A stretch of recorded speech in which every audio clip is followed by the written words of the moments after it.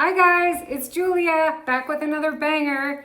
It's been a minute. I have been focused on my artwork and walking my dogs, and now we are in the middle of summer and it's finally hot enough where I'm like, okay, it's time to get back to it. So I'm here with another video, and today I want to focus on gaslighting and gaslighters and who are they and why did they do it.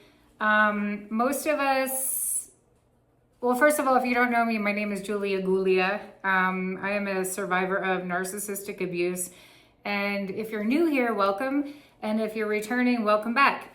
I'm also a survivor of cancer, and I moved to Costa Rica because of the monitoring spirits 15 years ago. I kind of allowed them to run me out of the United States, and now I'm back after going through a divorce and narcissistic abuse and cancer treatment. So here we are. I did cancer treatment actually in Boulder, Colorado, which was beautiful, and I love it there. And I currently live in Colorado. And my family's here. Well, my folks are, and friends. So anyways, what are gaslighters and who are they? Why do they do it? Most of the chosen, we live in the truth, and your truth and authenticity, which authenticity is the highest vibration, it is even higher than love. And so your truth threatens your enemies. A lot of you are super creative. You're multi-dimensional beings. You make jewelry, or you create artwork, or you might be a singer-songwriter, a poet, whatever. And this threatens them because most of these demonic entities do not even have souls. They're not capable of creating. So they need your energy of the chosen to actually live. And they need your energy. And so gaslighting, how do you recognize it? It's like, it's very easy because you speak your truth and they will immediately justify or take sides with the opposing side. You see, brothers and sisters, your truth and your confidence that you build in solitude shows them how weak and how low vibing they are. So they need to dismiss you, and they slowly kind of just want to erase you. And they'll come together and, start these, once they know that you know, they'll literally start slander campaigns and against you, but they need your energy. So they're always watching you. They will always monitor you. And so right now I'm at the point where I'm like, okay, Jesus, take the wheel. I've surrendered because I know these demons, it's all being returned right now. God is returning to sender. And most of these demonic gaslighters are broke, busted, disgusted, and they need to be around you to siphon your energy. Yeah, most of them are miserable. They play fake happy to get close to you. And this is God's way. He uses you to expose them. And yeah, God really wants you to come out from amongst them and block them. And if you can't block them or you live with them, it's okay because you're going to win anyways. The light always wins. And God will use you and your light to show them how dark they are and how they need to get rid of the reprobate mind and surrender to him. And that's exactly what's happening right now. So put on the whole armor of God. You see, the devil uses those closest to you to figure out your next move. So don't tell them anything. Go gray rock. I don't know if you guys know what gray rock is, but it's a term that we use in narcissistic abuse where you're basically gatekeeping your energy from these demonic entities, Jezebel spirits, if they're women.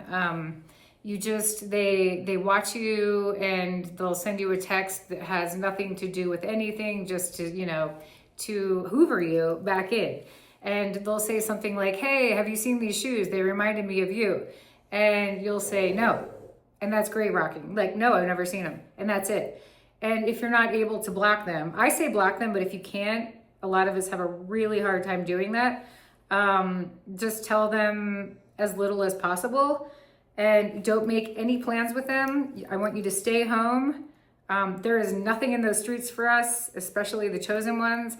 Many of you may have heard that a prophet will never be accepted in their hometown, and that's exactly what's happening right now. But some of us aren't able to leave right now. I mean, maybe we want to leave and we are planning on leaving one day, but you really, while you are unable to leave, it's really important to stay home and remember that there is nothing in the streets for you. Yeah, I mean, literally, the devil will use those closest to you, your fake friends, your fake family members. And a lot of these fake friends carry the spirit of envy or jealousy. They can't celebrate you. You will literally, maybe one of them comes into town or someone you haven't seen in a long time, and you go out to eat. You decide, okay, I'll go out to eat. It's been a while since I've been out. I need to get out. And then you do, and you end up paying for them. And then they may or may not say thank you in the moment, which is great. Hey, no, I got it, or whatever, but you insist. And so, but then you get home and you don't get a text from them. And it's not like you need a thank you, but you don't need an F you.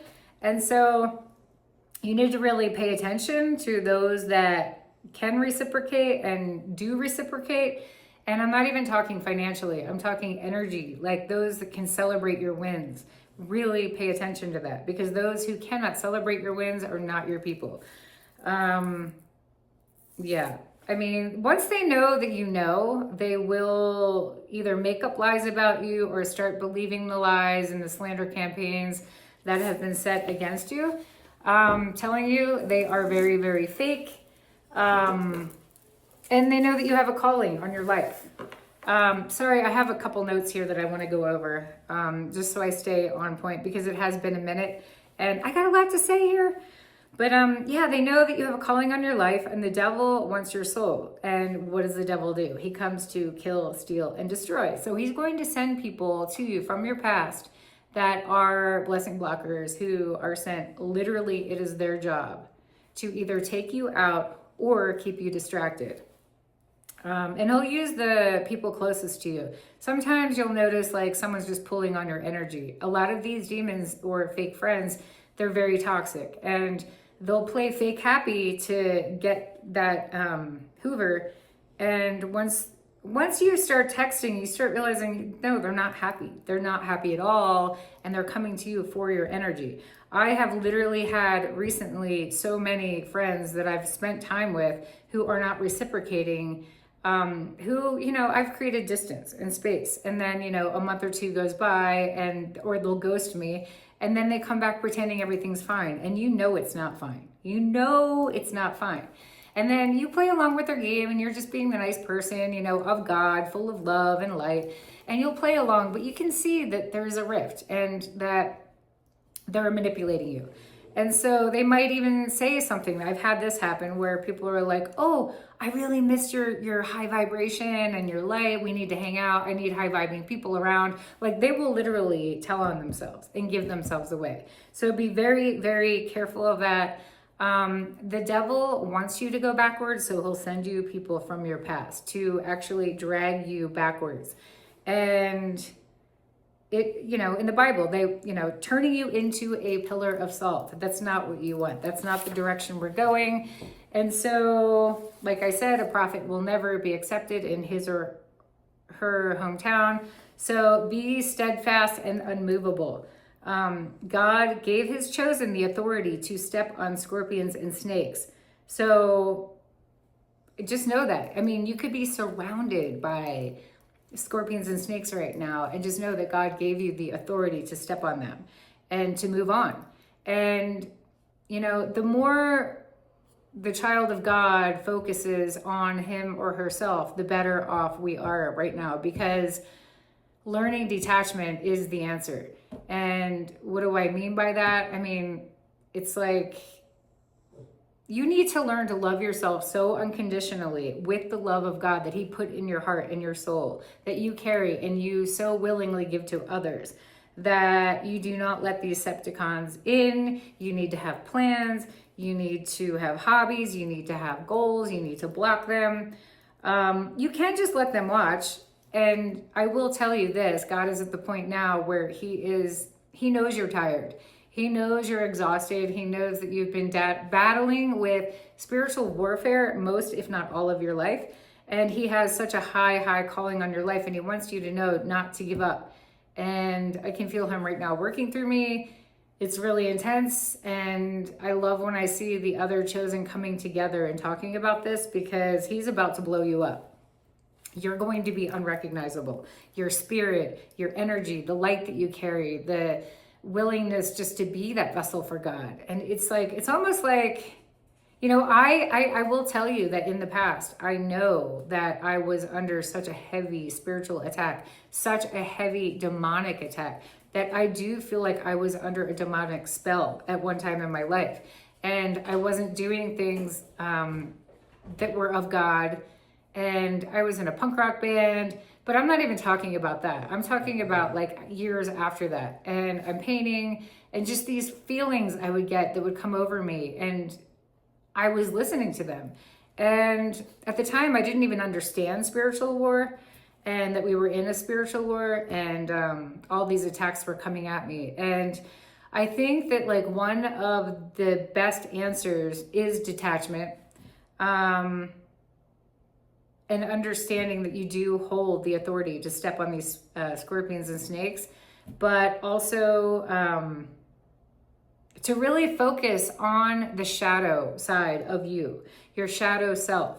Like, what is it in your story that others find so appalling about you? Or what do you find so appalling about yourself, like from your past? Like, what are some of your stories? Did you get arrested? Did you go to jail? Did you used to get in fights with your ex? I mean, this was me. I was under a demonic attack. I know I was. And I was with a provoking ex-husband who loved chaos. He loved to get into arguments. He loved when, you know, he tried to dim my light, make me small. He would dismiss me. And I told you, I've been married before, another time.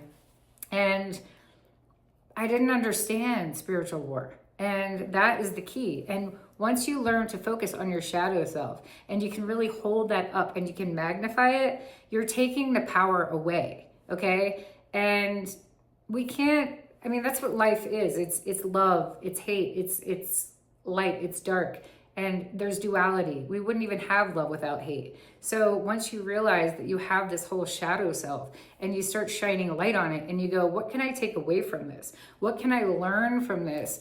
And you're really dismissing all the opposition and all of that resistance. And God has a plan for you. I'm not saying focus on demons and devils and all this stuff. And it's like, there are answers and there is light. But in the light, it's like, what do these Decepticons want from us? I mean, honestly, I'm at the point where I think it's to show me how amazing I truly am. And in order to have this opposition and the devil to want my soul, it's got to be a pretty juicy, amazing soul. And it's in demand. You know, I know my worth. I know who I am. I know where I came from. A lot of you are from royal priesthoods and you don't even know it. And just understand that you hold so much power, so much anointing. You have such a high calling. A lot of you are running ministries right now, and it's so cool to watch. And I get so inspired by so many of you. And the chosen ones have a really hard time trusting others.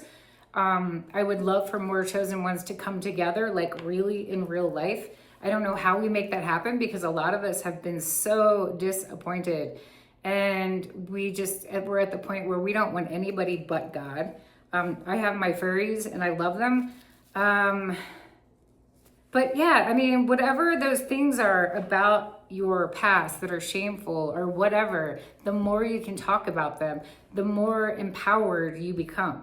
So yeah, stop abandoning those parts of yourself. Like, becoming more perfect and showing more videos isn't really what you need. You could show 1,010,000 videos, but if you're not speaking from your authentic self and you're not being who you came here to be in your full authentic self, you're wasting your time.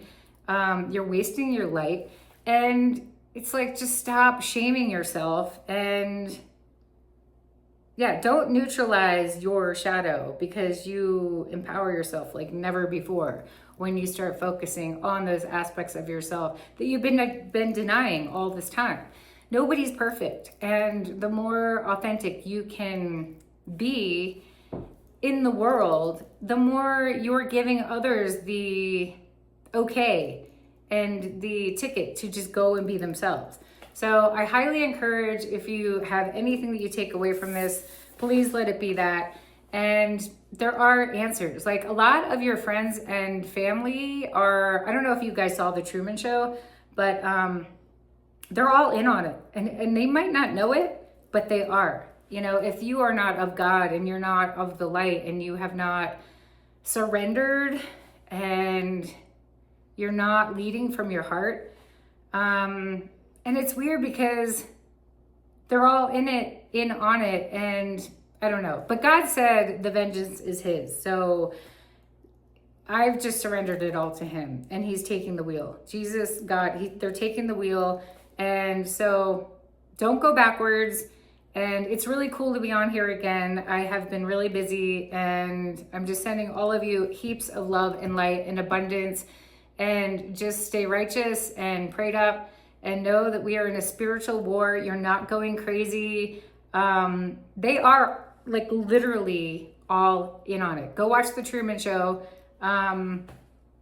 Yeah, but like I said, the vengeance is God. So just hand it all up to him. These people are broke, busted, and disgusted, and they are going to get what's coming to them.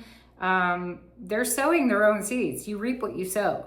And the more love you put out, it's like, I don't know, just say, here's the world. The more you think of good, positive things, every single positive thing that you put into the world makes the world more positive. So let's focus on that and stay prayed up. And yeah, I love you all. Ciao.